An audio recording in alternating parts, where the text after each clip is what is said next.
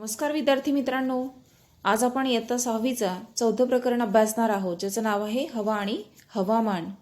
हे दोन्ही शब्द जरी समान वाटत असले तर दोन्हींमध्ये फरक आहे बरं का विद्यार्थी मित्रांनो. हवा आणि हवामान हे आपण आज शिकून घेणार आहोत. सगळ्यात सुरुवातीला आपल्याला आपल्या पुस्तकामध्ये एक तक्ता दिलेला आहे, तुम्ही स्क्रीनवर पाहू शकतात. बघा, या ठिकाणी भारतातील 10 जूनची स्थिती दाखवलेली आपल्याला. या पुढील ठिकाणांची वातावरणाची स्थिती आपण बघणार आहोत तक्त्यांच्या साहाय्याने, आणि त्या तक्त्याचा अभ्यास करून आपल्याला काही प्रश्नांची उत्तरं द्यायची आहेत. या ठिकाणी अनुक्रमांक 1 शहर दिलं आहे कोच्ची आणि राज्य आहे केरळ आणि वेळ आहे दुपारची 12:30 वाजेची. या ठिकाणी हवा कशी आहे हा शेवटचा कॉलम दिलेला आहे. दुसरं आहे भोपाळ शहर आहे मध्य प्रदेशातील, वेळ आहे 12:30 आणि तेथील हवा कशी आहे हे सुद्धा आपल्याला तक्त्यात दिलेलं आहे. तिसरं शहर दिलेलं आहे मसुरी, जे उत्तराखंडमध्ये आहे आणि त्या ठिकाणी 12:30 वाजेची वेळ दिली दुपारची आणि तेथील हवेचं स्थिती आपल्याला, वातावरणाची स्थिती आपल्याला दिलेली आहे. चला अभ्यास करूया या तक्त्याचा. सगळ्यात सुरुवातीला केरळ राज्य आहे. केरळ राज्यामध्ये कोच्ची शहराचं हवा कशी दिलेली आहे बरं सांगा? अगदी बरोबर, ढगाळ वातावरण आहे आणि ढगाळ हवा आहे. भोपाळ शहराची, जे मध्य प्रदेशमध्ये आहे, त्या ठिकाणी कडक ऊन पडलेलं आहे. मसुरीमध्ये मात्र, जे उत्तराखंड राज्यात आहे, त्या ठिकाणी सुद्धा दुपारी 12:30 वाजता थंड हवा आहे आणि थोडं बेताचं ऊन दिलेलं आहे. म्हणजे वेळा सारख्याच आहे, दुपारची 12:30 वाजेची. मात्र भारतात ही सगळी शहरं असून सुद्धा प्रत्येक ठिकाणी हवा वेगवेगळी आहे. कोच्ची शहरामध्ये 12:30 वाजता ढगाळ वातावरण आहे. भोपाळ शहरामध्ये मात्र कडक ऊन पडलेलं आहे. मसुरीमध्ये कशी आहे हवा? थंड आहे आणि बेताचं ऊन आहे. आता या ठिकाणी ह्या तक्त्याचा आपण अभ्यास केला. थोडक्यात प्रश्नांची उत्तर तुम्हाला द्यायची आहेत. पहिला प्रश्न या ठिकाणी तुम्हाला विचारते, कोणत्या ठिकाणचे वाळत घातलेले कपडे लवकर वाळतील? त्याचं कारण काय? सकारण आपल्याला सांगायचं आहे. या ठिकाणी तुमचं लक्षात आलं असेल, हो की नाही? मध्य प्रदेशात बघा, भोपाळ शहरामध्ये कडक ऊन पडलेलं आहे, त्यामुळे या ठिकाणी कपडे लवकर वाळतील. दुसऱ्या प्रश्नाचं उत्तर बघूया, कोणत्या ठिकाणी कपडे उशिरा वाळतील आणि का? तर या ठिकाणी कोच्ची शहर दिलेलं आहे, बरोबर. आणि या ठिकाणी केरळ राज्यातील या कोच्ची शहरामध्ये हवा थंड आहे, ढगाळ वातावरण असल्यामुळे. आणि या ठिकाणी ढगाळ वातावरण असल्यामुळे कपडे उशिरा वाळतील. या ठिकाणांच्या वातावरणाची स्थिती नेहमी अशीच राहील की त्यात बदल होईल बरं? सांगा, विचार करा. अगदी बरोबर, वातावरणाची स्थिती अशीच राहील का नेहमी? तर नाही, त्यात बदल होत जाईल. कारण ही दीर्घकालीन स्थिती नव्हे, ही अल्पकालीन स्थिती आहे. तुम्ही स्वतःच अनुभवतायत. आता हिवाळा चाललेला आहे, बरोबर की नाही? हिवाळ्यामध्ये सकाळी गारठ असतं, गार वातावरण असतं आणि हवा कशी असते? थंड असते. भौगोलिक स्पष्टीकरण आपल्याला पुन्हा या ठिकाणी दिलेलं आहे पुस्तकात, की वरील प्रत्येक ठिकाणावरील 10 जून या दिवशी हवेची स्थिती भिन्न भिन्न आहे. जसं मी मगाशी सांगितलं, कोच्चीला ढगाळ हवा आहे, सूर्यप्रकाशच नाही आहे, पावसाळा नुकताच सुरू झालेला आहे, त्यामुळे हवेमध्ये बाष्पाचं प्रमाण अधिक आहे, म्हणून मग कपडे लवकर वाळणार नाहीत. आता ही स्थिती तुम्ही पावसाळ्यामध्ये नेहमी अनुभवत असतात. आणि भोपाळला त्या मनाने कडक ऊन आहे आणि ओल्या कपड्यांमधील ते पाण्याचं बाष्पात पटकन रूपांतर होईल आणि कपडे लवकर वाळतील. मसुरीमध्ये मात्र, मसुरी हे कर्कवृत्ताच्या उत्तरेला असल्याने त्या ठिकाणी सूर्याची उष्णता कमी मिळते. पर्वतीय प्रदेशामुळे हवा थंड असते. थंड हवा आणि बेताचं ऊन असल्यामुळे कपडे वाळण्यामध्ये जास्त कालावधी लागेल. वातावरणातील उष्णता, बाष्प तसेच वाहत्या वाऱ्याने देखील कपडे लवकर वाळतात. वातावरणाच्या स्थितीत याप्रमाणे सतत बदल होत असतो. वातावरणातील हे बदल आपण नेहमी अनुभवत असतो. जसं मी मगाशी सांगितलं, आता आपण हिवाळा अनुभवतो आहे. हिवाळ्यामध्ये हवा थंड असते. पुन्हा आणखी थोडं ऊन पडलं की हवा गरम असेल, उष्ण असेल. म्हणजे वातावरणामध्ये हा सतत बदल होत असताना आपण बघतो, अनुभवतो. सांगा पाहू, तुमच्या या आत्ताच्या परिसरातील कालच्या किंवा आजच्या हवेशी पुढीलपैकी कोणकोणती विधाने जुळतात ते? कुठली विधाने दिली बघू बरं आपल्या पुस्तकात? सगळ्यात सुरुवातीला तुम्हाला शेकोटी पेटवून बसलेले विद्यार्थी दिसताय, मुलं दिसताय आणि ते विद्यार्थी हातपाय शेकतायत, हे की नाही? थंड हवा असल्यामुळे ते शेकोटी पेटवलेली त्यांनी.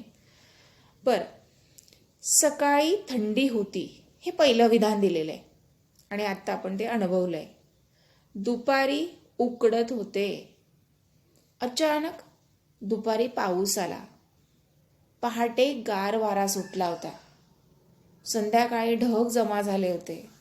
रात्री फार छान चांदणे पडले होते आणि वाऱ्याची छान झुळूक येत होती. ही विधाने दिलेली आहेत आपल्याला. मग आपल्याला हे जे पहिलं विधान आहे ते तंतोतंत आपल्या परिसरामध्ये आज आपण अनुभवतोय. सकाळी थंडी होती, हे की नाही? हे विधान आपण अनुभवलंय. अनेक वेळा दुपारी कडक ऊन पडतं, कधीतरी पाऊसही पडतो. म्हणजेच ही सगळी विधाने आपण स्वतः अनुभवतो. आता आपल्याला या सगळ्या स्पष्टीकरणावरून हवा म्हणजे काय हे शिकवून घ्यायचं आहे. मग तुम्ही निष्कर्ष काय काढणार की एखाद्या ठिकाणची विशिष्ट वेळेला असणारी वातावरणाची स्थिती म्हणजेच हवा. आपण सगळेजण ते अनुभवत असतो. ही स्थिती अल्पकालीन असते, म्हणजे थोड्या वेळापुरती असते. सकाळी थंडी वाजते, दुपारी अचानक गरम हवा असेल, म्हणजे काय होते? अल्पकालीन, कमी कालावधीसाठी ती हवा असते. यालाच आपण त्या ठिकाणची हवा असे म्हणतो. उदाहरणार्थ आपण काय म्हणतोय? थंड हवा आहे, गरम हवा आहे, आज की नाही कोरडी हवा आहे, आज दमट हवा आहे, इत्यादी सगळी विधाने आपण वापरत असतो त्या हवेनुसार. त्याच पद्धतीनं निष्कर्ष कसा काढणार तुम्ही हवेचा? मग हवा म्हणजे काय? अगदी बरोबर. पुन्हा एकदा बोला माझ्या मागे. एखाद्या ठिकाणची विशिष्ट वेळेला असणारी वातावरणाची स्थिती म्हणजेच हवा होय. अशा पद्धतीनं या सगळ्याच उदाहरणावरून आपल्याला लक्षात आलं असेल की हवा म्हणजे काय? की एखाद्या ठिकाणची विशिष्ट वेळेला असणारी त्या वातावरणाची स्थिती, ती अल्पकालीन असते. त्यालाच आपण त्या ठिकाणाची हवा असे म्हणतो. विद्यार्थी मित्रांनो, लहानपणापासून तुम्ही उन्हाळा, पावसाळा आणि हिवाळा हे ऋतू अनुभवले आहेत. तुम्हाला सांगता येईल का की या जानेवारी ते डिसेंबर या वर्षभराच्या काळामध्ये सर्वसाधारणपणे कोणते ऋतू कोणत्या महिन्यात येतात बरं? आज आपण ते थोडक्यात बघूया. तुम्हाला स्लाईडमध्ये दिसतंय की या ठिकाणी तक्त्याच्या स्वरूपात मी दाखवते. 3 ऋतू आहेत, उन्हाळा, पावसाळा आणि हिवाळा. उन्हाळा कोणत्या कोणत्या महिन्यात आहे? तर फेब्रुवारी, मार्च, एप्रिल, मे. अगदी बरोबर. या 4 महिन्यामध्ये उन्हाळा हा ऋतू आपण अनुभवत असतो. पावसाळा हा ऋतू आपण कोणत्या महिन्यात अनुभवतो बरं? वाचा. जून, जुलै, ऑगस्ट आणि सप्टेंबर. अगदी बरोबर. हिवाळा ऋतू ऑक्टोबर, नोव्हेंबर, डिसेंबर आणि जानेवारी. अशा पद्धतीने आपण वर्षभरामध्ये 3 ऋतू अनुभवत असतो. आता मला सांगा, आपल्या पुस्तकामध्ये दुसरा प्रश्न दिलेला आहे. पाऊस पडत असेल तर त्यावेळी आपण कोणते विशेष कपडे घालतो? या चित्रात तुम्हाला दिसत असेल की उन्हाळा, पावसाळा आणि हिवाळा या तिन्ही ऋतूंमध्ये या मुलांनी घातलेले कपडे आपल्याला दिसत आहेत. पावसाळ्यामध्ये रेनकोट. अगदी बरोबर. या ठिकाणी हिवाळ्यामध्ये लोकरीचे कपडे या ठिकाणी वापरतो आणि उन्हाळ्यामध्ये सुती कपड्यांचा वापर, तलम सुती कपडे आपण प्रामुख्याने वापरत असतो.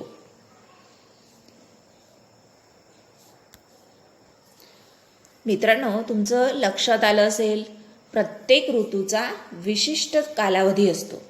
सर्वसाधारणपणे वर्षाच्या त्याच कालखंडामध्ये आपण ते ऋतू अनुभवत असतो.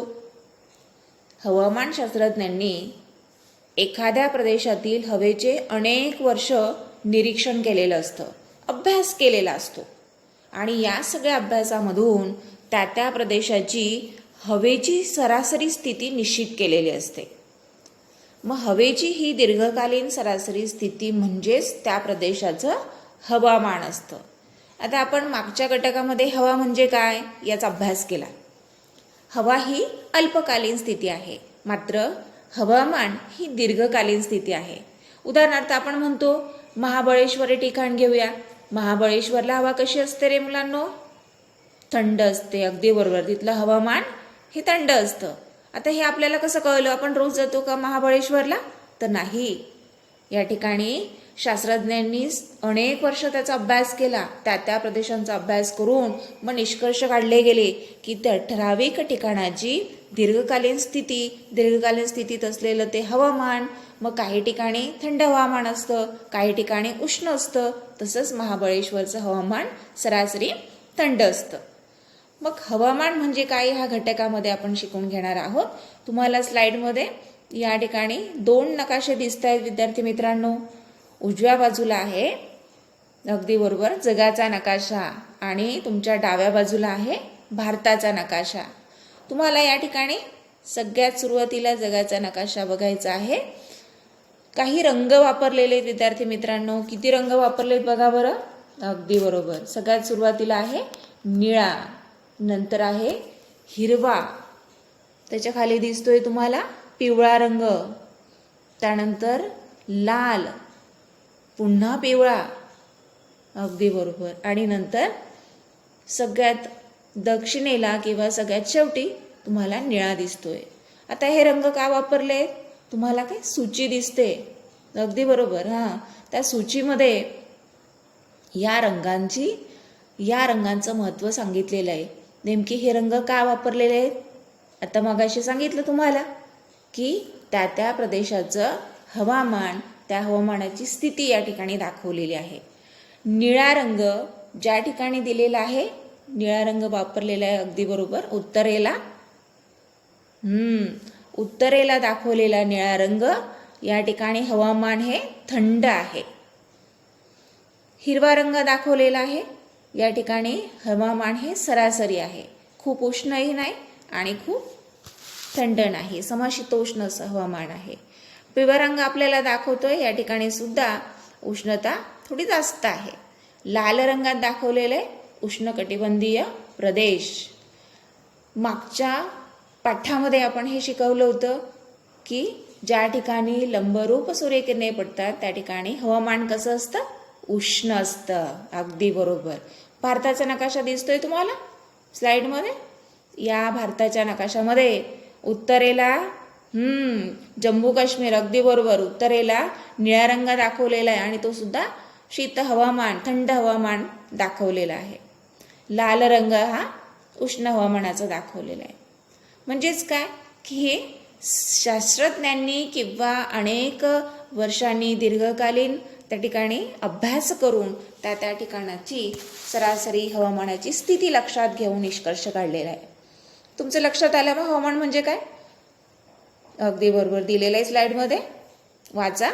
हवेची दीर्घकालीन सरासरी स्थिती म्हणजे त्या प्रदेशाचे हवामान होय. मग आपण हवामान सांगताना कसं म्हणतो? हवामान शीत व कोरडे आहे, उष्ण व दमट आहे किंवा उष्ण व कोरडे आहे असं या ठिकाणी हवामान सांगता येतं. विद्यार्थी मित्रांनो, तुम्हाला स्लाइडमध्ये दिसतंय किती सुंदर वातावरण आहे ते, निरभ्र आकाश दिसतंय. अशाच प्रकारे हवेमध्ये तापमान, वारे, आर्द्रता इत्यादींमुळे वारंवार बदल घडताना आढळत असतात. ही सर्व काय? हवेची मुख्य अंगे आहेत. त्यांचा आपल्या दैनंदिन व्यवहारामध्ये किंवा आपल्या जीवनशैलीवर खूप परिणाम होत असतो बरं का मित्रांनो. हवेच्या या सगळ्या अंगांचा विचार हवामान सांगण्यासाठी केला जात असतो.